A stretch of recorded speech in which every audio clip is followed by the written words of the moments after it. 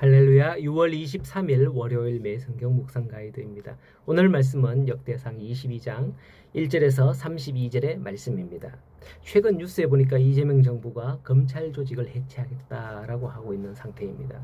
검찰 조직이 우리나라 정부가 세워진 이래 70여 년을 종속해왔고 서방 나라들의 조직과 제도를 통해서 하나의 국가 기반으로 만들어 왔는데요. 글쎄요, 마음에 안 든다고 하루아침에 해체한다? 제 생각에는 잘못이 있으면 좀 고쳐 쓰는 게 옳을 것 같은데 말이죠. 경찰들이 조직 폭력배들을 완전히 뿌리 뽑지 못하는 이유가 무엇이냐 하면 하나의 단체를 완전히 뿌리 뽑으면 정화될 것 같지만 또 다른 조직이 그 자리에 꿰찹니다. 또 그 자리에 꿰차기까지 매우 혼란하고 힘겨루기가 그들 사이에서 진행되면서 시민들에게 피해 또한 발생하고 있죠. 아마 검찰이 없어지면 뭔가 또 이 정부는 뭔가를 만들어 그 자리를 채울 거예요. 그럼 혼란은 당분간 발생할 것 같습니다. 뭐 어쨌든 정치는 내가 하는 게 아니니 잘 알아들 하시겠죠. 제가 왜 이 이야기를 하느냐 하면 다윗이 나이 많아 늙어 죽음이 임박하여서 솔로몬에게 정권을 이양해 줄 때에 이제 본문에 보면 레위인들을 불러서 그 조직과 직무를 점검하고 새롭게 하는 장면이 오늘 본문에 나옵니다. 즉 다윗은 자신의 생의 마지막 때가 가까웠음을 알고 솔로몬에게 자신의 왕위를 이양하는 일과 자신에게 담겨진 과업을 마무리하는 일에 더욱더 박차를 가하고자 했던 것이죠. 이처럼 다윗은 그 마지막 때를 대비한 삶을 살았기 때문에 보다 가치 있는 삶을 살 수 있었으며 또한 자신에게 맡겨진 모든 사명을 완수함으로써 끝까지 완수함으로써 후회 없는 최후를 맞이할 수 있었던 것입니다. 이러한 사실은 오늘날 우리 성도들 자신들에게도 마지막 때가 있다는 사실을 깨닫고 오직 하루하루의 삶에 취하여 생을 낭비하는 자들은 결코 가치 있는 삶을 살아갈 수 없으며 마지막을 준비하지 않다가 마지막 때가 될 때 심히 당황할 수 있음을 알게 합니다.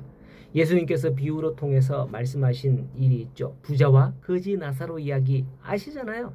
부자는 자신의 마지막 때를 생각하지 못하고 호화로운 연락에 취하여서 하루하루를 보내느라고 자신의 집 대문에서 구걸하는 거지 나사로 따위는 생각하지도 않았습니다. 그러던 중 세월이 흘러서 부자도 죽고 거지 나사로도 모두 죽었죠.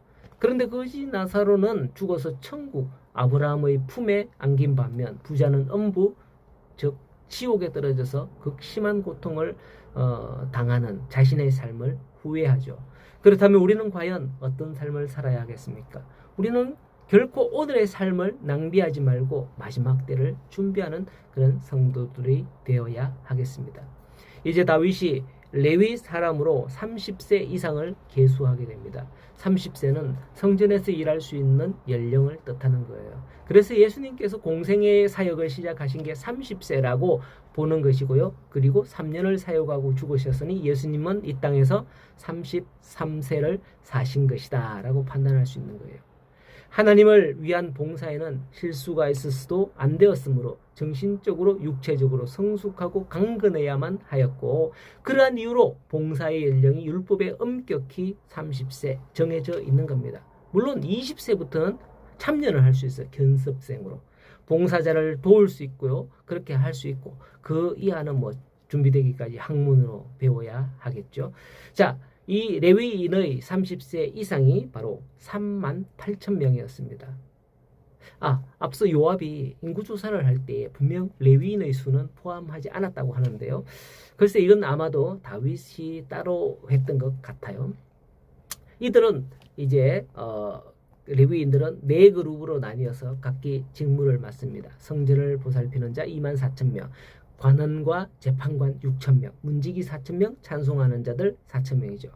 이 같은 레위인들의 역할은 예배와 삶이 서로 뭐 동떨어진 다른 뭐 그런 것들로 분리된 것이 아니라 하나로 연결된 것임을 알게 합니다. 레위인들이 성전봉사, 관원, 재판관 등 모든 것을 혼자 다 독차지하고 독식할 수 있다. 독식하는 거 아니야? 라고 너무 권력을 휘두르는 거 아니야? 이런 생각할 수도 있지만은 이스라엘은 신정국가로서 레위인들이 하나님의 율법에 따라서 이같이 종교와 삶을 관할하는 그런 권한을 하나님께서 주신 것이죠. 신약 시대 이후 오늘날에 이르러 예수님께서는 구약의 율법을 완성하셨다고 폐기해야 된다. 율법 폐기론자들은 그렇게 말하고 있지만은 그것은 어디까지나 율법의 형식 자체일 뿐 그 의미는 그 내용은 복음 안에서 재해석되어져야 하는 겁니다. 우리는 율법의 행위로 구원받는 게 아니라 예수님을 믿음으로 구원받기 때문에 그 율법은 믿음 안에서 재해석되어져야지 믿는 자가 그걸 어떻게 이해하고 나는 예수 믿는 사람이니까 어떻게 살아야 돼 이렇게 판별해야 하는 것이죠. 자, 이제 6절 이하에서 32절까지는 보면 레위인의 직무에 대해서 나옵니다. 앞서 성전의 일을 보살피는 자가 24,000명이고 나머지가 다 합치면 6천, 4천, 4,000명 정도 되죠. 이는 레위인에게 있어서 가장 중대하고 기본적인 직무가 하나님께 제사 드리는 일이었음을 나타내고 있는 겁니다. 물론 레위인들에게 있어서 백성들을 지도하고 문을 지키고 찬양하는 일 다 중요한 일이긴 합니다만 그렇다고 해도 하나님께 제사 드리는 일보다도 앞설 수 없었던 겁니다. 그만큼 성전과 관련된 예배의 직무가 중요하다는 걸 보여주는 거죠. 오늘날 이것은 성도들에게 있어서도 마찬가지입니다. 교회에 많은 일이 있어요.